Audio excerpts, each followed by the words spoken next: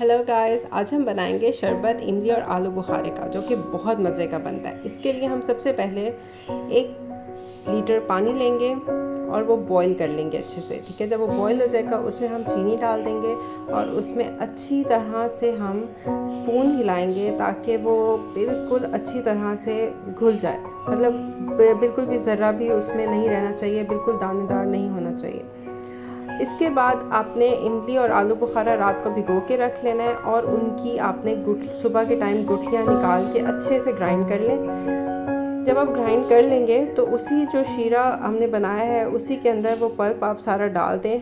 Pulp जो है तकरीबन आपने लेना है आलू बुखारा 500 ग्राम और इमली है 100 ग्राम। ठीक है, और इसको आपने अच्छी तरह हिलाना है कि इसके अंदर कोई गुठली वगैरह या ना बने। इस तरह से बॉईल हो जाएगा। जब ये बॉईल हो जाए तो आप ठंडा कर लें।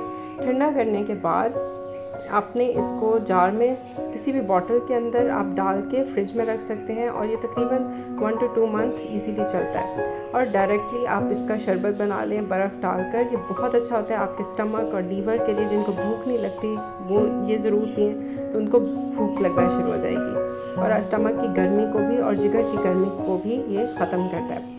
आपको कैसा लगा आप हमें ज़रूर रिव्यू दीजिएगा। हमारा चैनल सब्सक्राइब करें। आपको अच्छा लगे आप लाइक करें, शेयर करें, औरों को भी इनवाइट करें।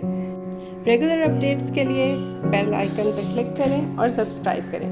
Thank you for watching.